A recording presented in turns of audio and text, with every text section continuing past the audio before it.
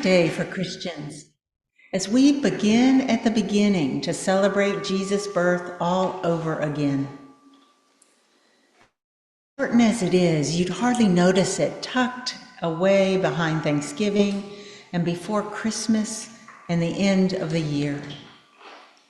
There are no Advent cards in the stores, no Advent holiday parties, no animated TV specials or Hallmark Advent movies.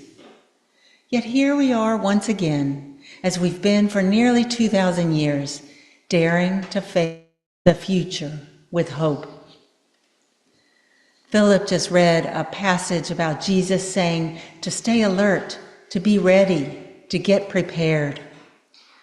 That's what the first Sunday of Advent scriptures are. And I've never necessarily preached on those before because I've never been a lectionary pastor. I heard that Pastor Art was. So here's a lectionary calendar. This is the Presbyterian planning calendar.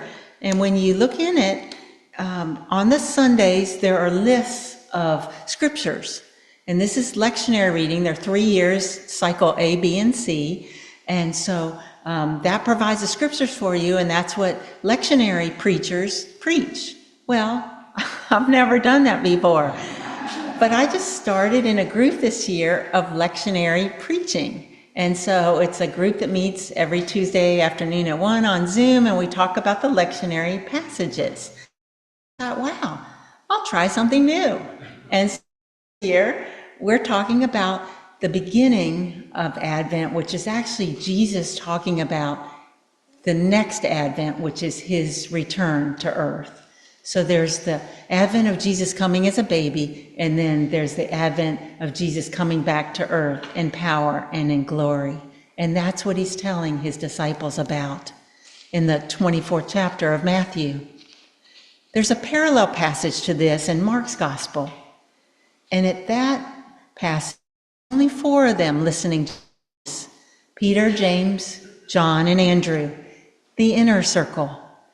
They were the first 4 to put down what they were doing and follow Jesus. And so he talked to them about the future. He said the sun would be dark and the moon snuffed out before they saw the Son of Man riding the clouds with great power and glory. He wasn't trying to scare them. He was reminding them that even something as frightening as the end of the world was in God's good hands. They were to remember that God is sovereign over darkness as well as light. And they were to watch, even in the darkness, for his coming in the clouds. By the time Matthew wrote Jesus' words down some 30 years later, it seemed like the end was very near. The headlines then were as bad as they are now. Jerusalem lay in ruins. The emperor's favorite hobby was thinking up new ways for Christians to die. And there was fighting among Christians themselves. Everything was falling apart. And those who believed in Jesus coming back really soon must have wondered if they'd been conned. Surely this wasn't the way things were supposed to turn out. Not this chaos, not outrage, not this darkness. That's why at the start of the Christian New Year, which is today, people of faith are reminded that Jesus himself predicted it all. When the end comes, it won't be because God is absent, but because God is very much present, having come in great power and glory to make all things new. In the meantime, Jesus says our job is to watch, not to watch out, but to watch, to stay alert, to pay attention so that we're not snoozing when the Lord comes back. This is how the prophet Isaiah describes it in the 2nd chapter of Isaiah.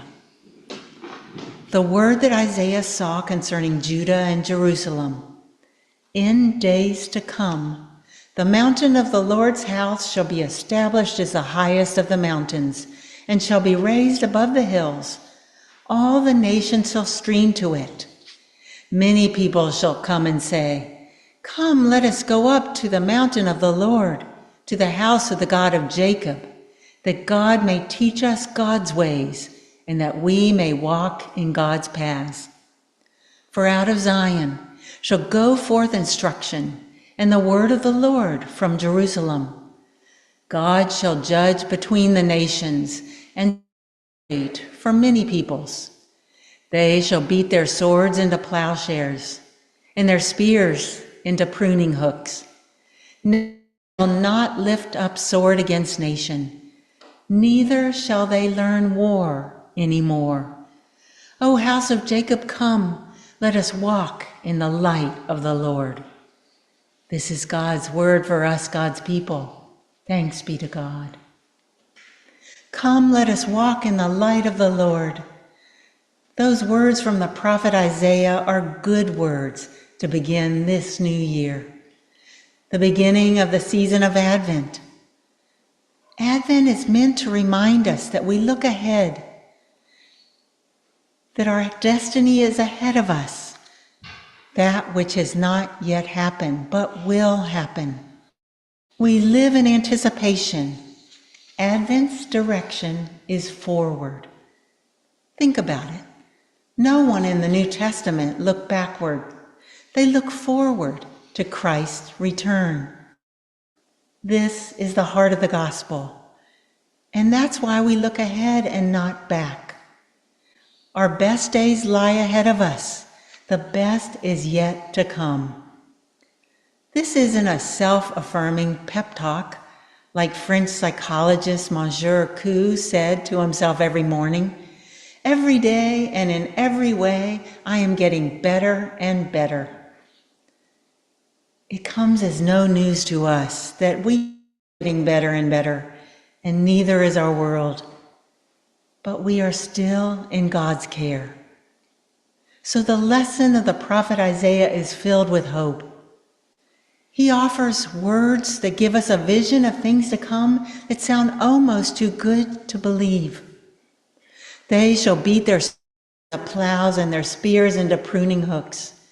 They'll make weapons of war into agricultural tools. Nations shall not lift up sword or rocket launchers or tank rounds or mortars against other nations. Neither shall they learn war anymore. How we long for that day. Advent is a season of hope, and we worship the God of things that are yet to be. But sometimes hope, real hope, Christian hope, is hard to come by. Especially, maybe particularly at this time of year, hope can seem shabby and inadequate, like wishful thinking, when we're surrounded by all the cruelty and suffering of this world. In times like these, hope may seem not so much an act of will as one of imagination and of courage. For hope deals with what has not yet happened. Hope allows beyond what is, to imagine what might and what ought to be. Christian hope is meant to guide us into the place where we've not yet been, and into becoming the people that we haven't become. For it's not the future we're talking about, it's God's future, where certain things are meant to happen, and the Bible tells us what those things are. In Advent, we're reminded about the content of God's future. In another passage in Isaiah, this in the 11th chapter of his book, he writes, "The lamb will romp with the lamb, the leopard sleep with the kid, the calf and the lion will eat from the same trough, and a child shall lead them." Some of us have seen this passage portrayed in that marvelous painting called The Peaceable Kingdom by Quaker painter Edward Hicks.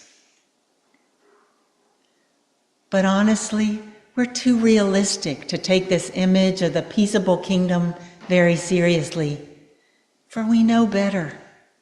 Our experience of the past has taught us to expect little of the present and even less of the future. Staying on alert and optimistic doesn't quite square with our perception of reality. As much as we like all the tidings of comfort and joy,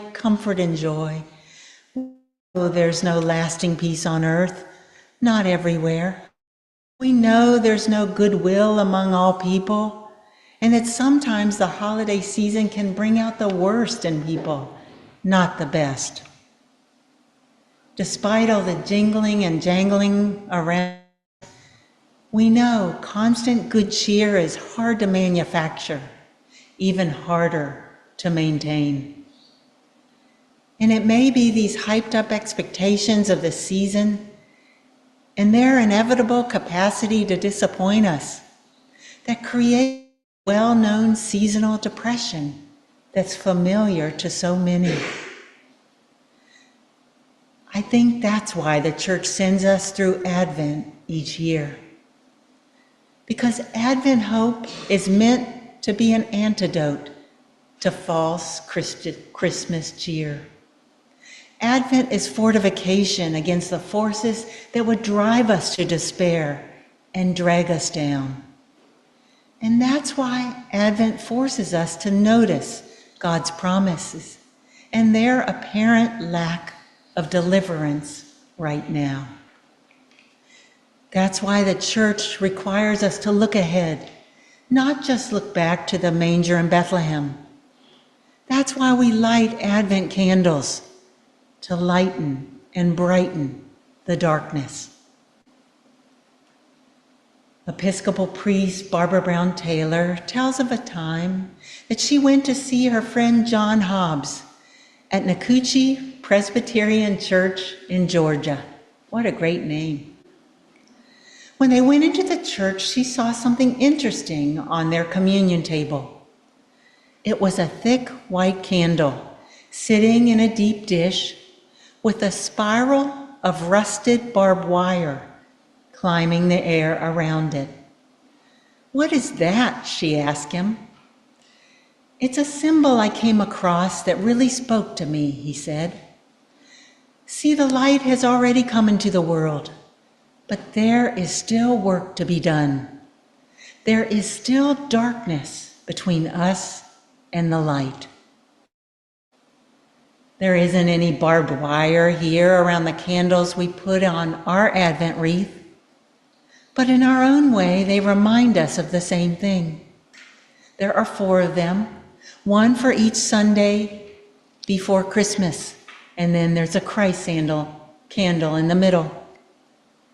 With one candle lit, they tell us when our new year begins, today, and that we are on a different timetable from the rest of the world. Lots of other calendars shape our lives. School calendars and fiscal calendars, work calendars, all of them with their own concern. The Christian calendar focuses on the life of Christ and what his life tells us about our own lives. Maybe you've noticed that this new year of ours begins in the dark. With the end of daylight savings on the first Sunday in November, nighttime begins to take over. Then it starts getting dark at 5 o'clock, and every day the dark comes.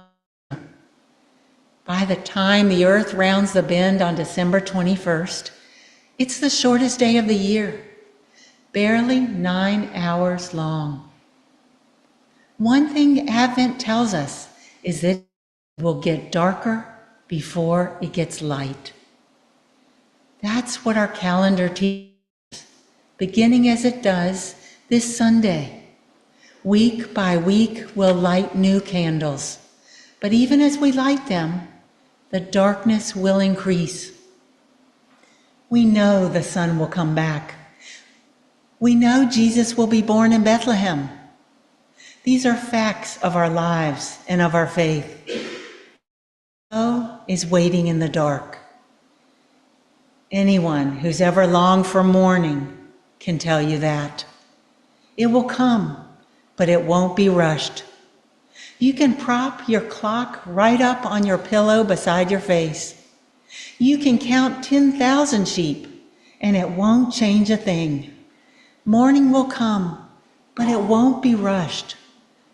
Our job is to wait without losing hope. For the one coming isn't an enemy, but a friend. He may come in the light, but he also may come in the evening or at midnight, 3 a.m. Darkness doesn't stop him, and it doesn't have to stop us either. Our job isn't to lie in bed with the pillows over our head, or to shove all the heavy furniture in front of the door for fear of the darkness outside. Our job is to light the candle wrapped in barbed wire and to set it in the window. Our job is to watch for the one who comes to us with healing in his wings, to open the door for him before he even raises his hand to knock. Who knows when that will be? God alone knows. That's who. So as Jesus told his followers then, as he tells us now, stay alert, keep watch. Amen.